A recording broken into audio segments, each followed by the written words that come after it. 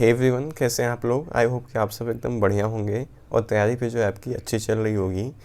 तो अभी जो है मैंने इसके पहले एक दो प्रीवियस जो वीडियो अपलोड की थी उसमें मैंने आपको फिज़िक्स के क्वेश्चंस की प्रैक्टिस कराई थी। तो काफ़ी ज़्यादा इस बार जो है एक जो आपका सब्जेक्ट पूछा जाता है सीनेट के एग्ज़ाम में वो है नर्सिंग एप्टीट्यूड। देखो, नर्सिंग एप्टीट्यूड का जो है बहुत ज़्यादा वेटेज होता है। लगभग जितना आपसे फिज़िक्स पूछी जाएगी, केमिस्ट्री, बायोलॉजी, उतनी जो है आपसे नर्सिंग एप्टीट्यूड भी पूछा जाता है। 40 क्वेश्चन जो होते हैं नर्सिंग एप्टीट्यूड के होते हैं और ये बहुत इजी होते हैं। और आप ऐसे क्वेश्चंस होते हैं कि अगर आप सिर्फ क्वेश्चंस की प्रैक्टिस करके जाओ एग्ज़ाम में तो आपसे जो क्वेश्चन होंगे बहुत आराम से इजीली हो जाएंगे। और बहुत ही स्कोरिंग पोर्शन होता है नर्सिंग एप्टीट्यूड। इवन ऑल्दो आप बायोलॉजी, फिजिक्स, केमिस्ट्री इन सब में थोड़ा आपको एफर्ट्स जो है डालने पड़ते हैं। उसके लिए आपको जो है थियरी भी पढ़ना पड़ेगा और आप उसके क्वेश्चंस की प्रैक्टिस करो और चीज़ें अलग अलग नई चीज़ें आपको अलग अलग जगहों से पढ़नी पड़ती हैं। बट नर्सिंग एप्टीट्यूड जो है आप अगर सिंपली जो आपसे आपके एग्ज़ाम में सीनियर में पूछा जाता है, इसमें अगर आप बस क्वेश्चंस की प्रैक्टिस करके जाओ अच्छे से एग्ज़ाम के पहले तो आपके जो है सारे लगभग 40 में आउट ऑफ 38-39 क्वेश्चन बहुत ईजिली सही हो जाएंगे। तो इसलिए जो है आप नर्सिंग एप्टीट्यूड पे भी अच्छे से आप लोग फोकस करो, क्योंकि नर्सिंग एप्टीट्यूड एक ऐसा सब्जेक्ट है जो आपकी रैंक को जो है कम करेगा और आपके मार्क्स को बढ़ाएगा। तो अगर आप चाहते हो कि अच्छा स्कोर करना एग्ज़ाम में तो नर्सिंग एप्टीट्यूड को भी बहुत अच्छे से करो और इस पर आप फोकस करो। तो आज हम लोग जो है नर्सिंग एप्टीट्यूड के क्वेश्चंस प्रैक्टिस करेंगे जो 2024 में आए थे क्वेश्चंस। आज बेसिकली प्रीवियस ईयर के जो क्वेश्चंस हैं आपके उसको हम प्रैक्टिस करेंगे। तो आज आपको आइडिया लग जाएगा कि कैसे जो है एग्ज़ाम में आपसे पूछा जाएगा। तो चलिए वीडियो शुरू करते हैं। Welcome to Florence Academy, excellence for nursing and paramedical. I am Shivam Upadhyay, BSc nursing 3rd year from King George Medical University Lucknow. तो देखो, जो सबसे पहला इसमें क्वेश्चन है, इसमें बोला है कि administration of oral polio vaccine to the children is measures of. जो बच्चे होते हैं, छोटे बच्चे जिनको पोलियो की वैक्सीन दी जाती हैं, उसका मीज़र क्या है और हिंदी में क्या इसका मतलब होगा। बच्चों को मौखिक पोलियो वैक्सीन का प्रशासन एक उपाय है। पहला ऑप्शन है हेल्थ प्रमोशन, बी है स्पेसिफिक प्रोटेक्शन, सी है ट्रीटमेंट एंड डी क्या है रिहेबिलिटेशन। तो देखो, जो छोटे बच्चे होते हैं उनमें जो पोलियो की वैक्सीन को देते हैं वो विशिष्ट संरक्षण के लिए देते हैं, मतलब उनको एक तरह से प्रोटेक्शन प्रोवाइड करता है, सुरक्षा प्रोवाइड करता है अगेंस्ट किससे, पोलियो से। तो इसका जो है कौन सा ऑप्शन सही है पहले का, इसका होगा यहाँ पे जो है सेकंड ऑप्शन जो है सही होगा, स्पेसिफिक प्रोटेक्शन और क्या है विशिष्ट संरक्षण। इसके बाद अगला क्वेश्चन है the exchange of gases in the alveoli of the lungs takes place by. फेफड़ों में जो एल्वियोलाई होती है उसमें जो गैसेस का एक्सचेंज का आदान प्रदान होता है उस प्रक्रिया को क्या कहते हैं। Osmosis, simple diffusion, passive transport and active transport. तो क्या होता है, किसके थ्रू जो होता है, आप NCERT की लाइन है, अगर आपने अच्छे से बायोलॉजी पढ़ी होगी, गैसेस एक्सचेंज का जो चैप्टर है इसमें क्या होगा, सिंपल डिफ्यूज़न। और अगर ऐसे हिंदी में बात करें तो इसको बोलते हैं सरल प्रसार। ठीक है, सिंपल डिफ्यूजन के थ्रू जो होता है गैसेस एल्वियोलाई में गैसेस का एक्सचेंज आदान प्रदान होता है किससे, ब्लड वेसल से। जैसे सपोज ये एल्वियोलाई हो गई आपकी और उसके जस्ट नीचे से जो है ब्लड वेसल्स गई होती हैं, तो उन ब्लड वेसल्स से गैसेस और क्या होगा, O2 जो है अंदर आएगी और CO2 क्या होता है जो ब्लड वेसल्स होते हैं उसके थ्रू एल्वियोलाई में जाएगी। तो ये जो एक्सचेंज होता है गैसेस का, एक इस प्रोसेस क्या बोलते हैं, सिंपल डिफ्यूज़न, मतलब सरल प्रसार। अगला क्वेश्चन है कि shape of any I is maintained by. जो आँख होती है, हमारी आँख की जो शेप होती है किसके थ्रू मेंटेन होती है, एक्वस ह्यूमर एंड क्या है vitreous humour, conjunctiva, all of these. तो इसका कौन सा ऑप्शन सही होगा, यहाँ पे डी होगा, ऑल ऑफ दीज।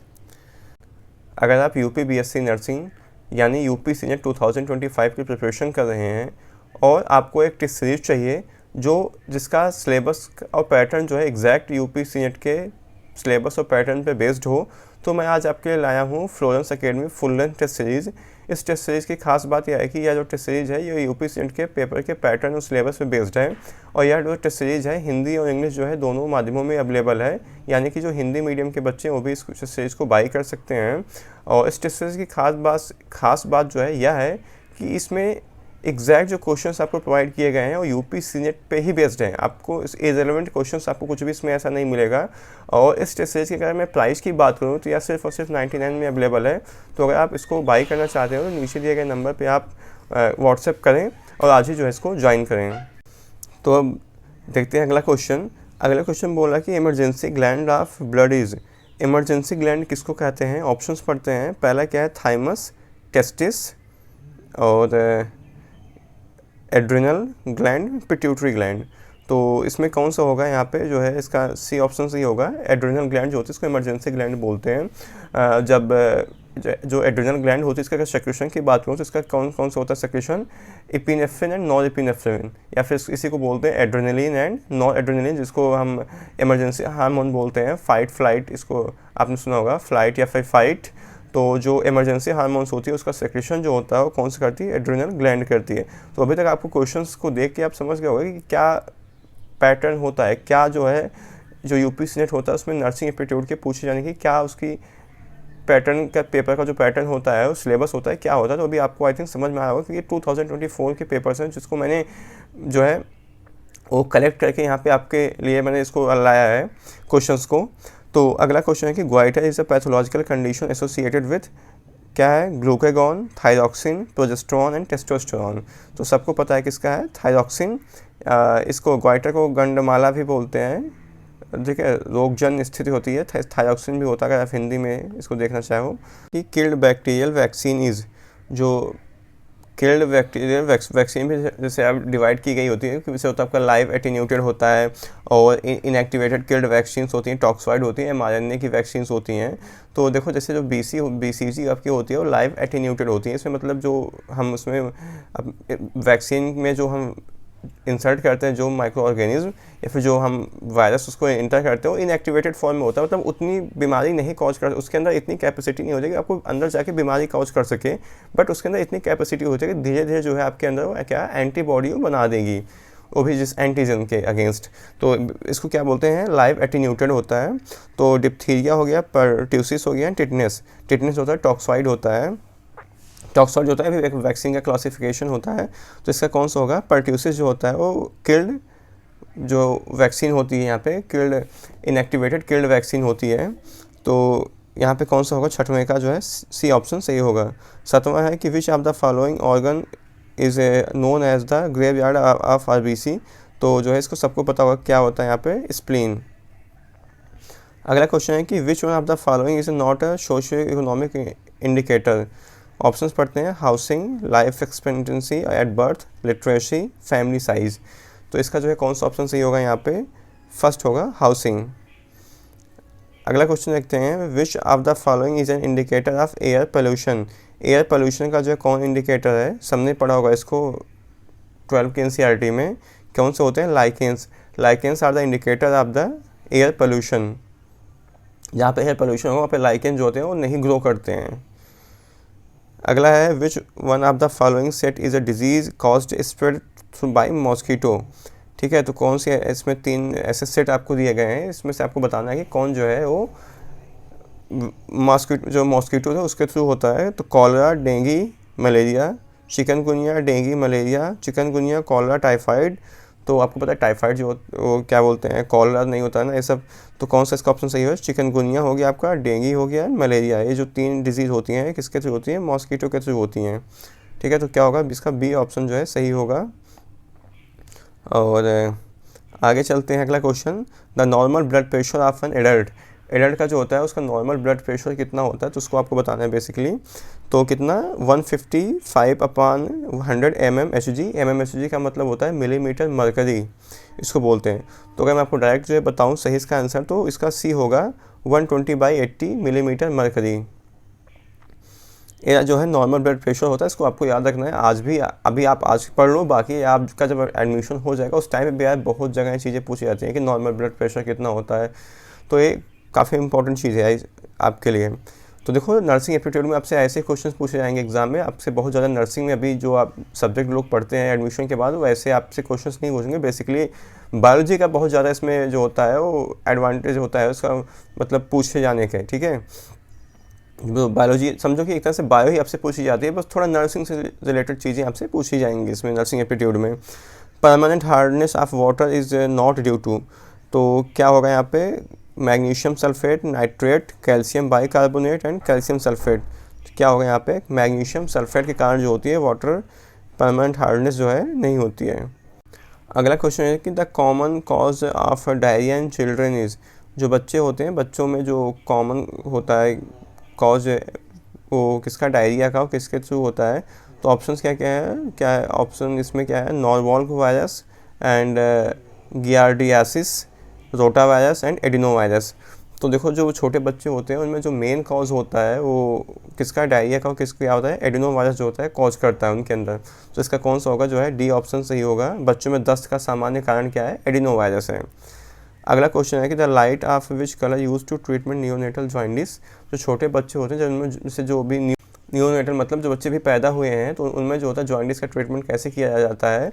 तो आपको एक हॉस्पिटल में एक सेटअप बनाया जाता है ब्लू लाइट का, बेसिकली जो जब जॉइंडिस होता है उसमें क्या होता है, बिलिरुबिन का जो कंसंट्रेशन है बॉडी में बढ़ जाता है, तो उसको कम करने के लिए किससे हम उसको बच्चे को ब्लू लाइट से उसको एक्सपोज कराते हैं ताकि जो बिलिरुबिन का उसका अमाउंट है, कंसंट्रेशन है बॉडी में, वो क्या होगा, डिक्रीज हो जाए।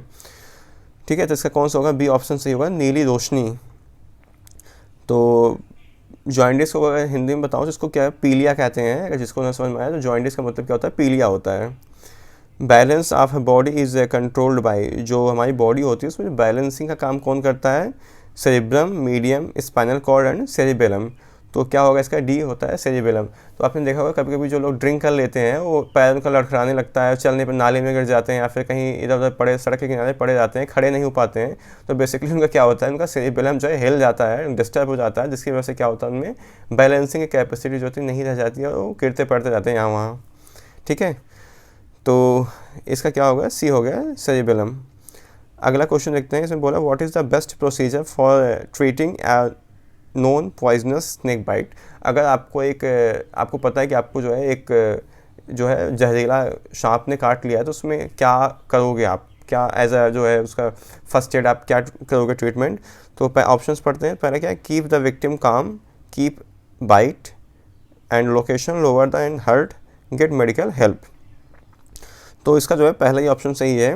क्या होगा इसका, फर्स्ट ऑप्शन 16 का क्या होगा, सबसे पहले आपको क्या करना है, पीड़ित को आपको शांत रखना है, काटने की जगह को हृदय के से नीचे रखें ताकि ब्लड का सर्कुलेशन वहाँ लेट हो, ताकि जो पॉइजन है पूरे बॉडी में ना फैले। अगर आपके हार्ट में वो पॉइजन चला जाएगा तो पूरे बॉडी में वो फैल जाएगा, ब्रेन में चला जाएगा, आपके किडनी में, लीवर में, हर एक जो वाइटल ऑर्गन्स होते हैं उनमें चला जाएगा, तो फिर पेशेंट के बचने के चांसेस काफ़ी कम हो जाएंगे। इसलिए हमें ट्राई करना है कि पेशेंट को काम डाउन रखें उससे, क्योंकि आप जितना हाइपर होगा उतना क्या होगा, वो परेशान होगा तो ब्लड का फ्लो उतना बढ़ जाएगा, हार्ट रेट हमारी बढ़ जाती है जब हम परेशान होते हैं फिर कुछ ऐसा होता है, तो उससे जो पॉइजन होगा पूरी बॉडी में फैल जाएगा। इसलिए उसको पेशेंट को शांत रखना है और काटने की जगह को हृदय से नीचे रखना है, उसको चिकित्सा सहायता के ले जाएं, झाड़ फूँक के चक्कर में ना पड़ें।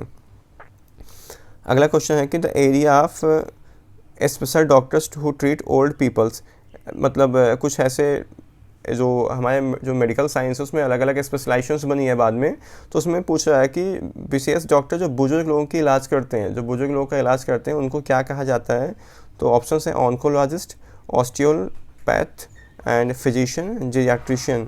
तो उनको क्या बोलते हैं हम, जीरियाट्रिशियन बोलते हैं, जो ओल्ड एज पीपल्स का क्या करते हैं, उनका स्पेशल ट्रीटमेंट करते हैं। तो अगला क्वेश्चन है कि which of the following is a tertiary level of prevention. Tertiary level का जो प्रिवेंशन है क्या है, early diagnosis and treatment, disability limitation, health promotion and specific protection. निम्नलिखित में से कौन सा जो तृतीय स्तर का रोकथाम है ऑप्शंस के, तो इसका जो है कौन सा ऑप्शन सही है, इसका होगा बी होगा डिसेबिलिटी लिमिटेशंस, मतलब कि विकलांगता की सीमा। अब इसके बाद बढ़ते हैं, अगला क्वेश्चन देखते हैं। अगले क्वेश्चन में है कि the deficiency of vitamin E lead to, जो डिफिशियंसी अगर आपके अंदर विटामिन ई की जो है हो जाए तो कौन सी डिजीज़ हो सकती है, weakness of muscle, neurological disorders, soft bones and bleeding in gums. तो इसका जो है कौन सा ऑप्शन है, बी होगा, क्या होगा, न्यूरोलॉजिकल विकार। अगला क्वेश्चन है कि which is the good source of protein, fruit, egg, green vegetables, rice. तो क्या होगा इसका, जो फ्रूट तो वाइटमिन्स का होता है, ग्रीन वेजिटेबल्स भी आपको उसमें वाइटमिन्स, अमीनो एसिड्स, ये सब चीज़ें पाई जाती हैं, राइस तो कार्ब्स का जो सोर्स होता है। तो क्या होगा यहाँ पे, एग होगा, कौन सा, बी ऑप्शन। तो ये तो आज हमने जो है 20 क्वेश्चन से किसके प्रैक्टिस किए हैं आपसे, नर्सिंग एप्टीट्यूड के, जो 2024 में एग्ज़ाम में आपसे पूछे गए थे यूपीएससी नेट के। बाकी जो बचते हैं रिमेनिंग 20 क्वेश्चंस, उसको हम अगले वीडियो में कवर करने की कोशिश करेंगे, ठीक है। तो आई थिंक आपका आज इस वीडियो देखने के बाद आपको पता चल गया होगा कि जो है वो किस तरह के जो क्वेश्चंस होते हैं यूपीएससी नेट में आपसे पूछे जाते हैं नर्सिंग एप्टीट्यूड के लिए। आई थिंक आपको जो उसका पेपर का पैटर्न है वो पता चल गया होगा इन क्वेश्चंस को करने के बाद। तो फिलहाल जो है आज की वीडियो में बस इतना ही। बाकी अगर आपको वीडियो पसंद आई हो तो वीडियो को लाइक कर देना और चैनल के सपोर्ट में जो है चैनल को सब्सक्राइब कर देना। Thank you so much watching for this video.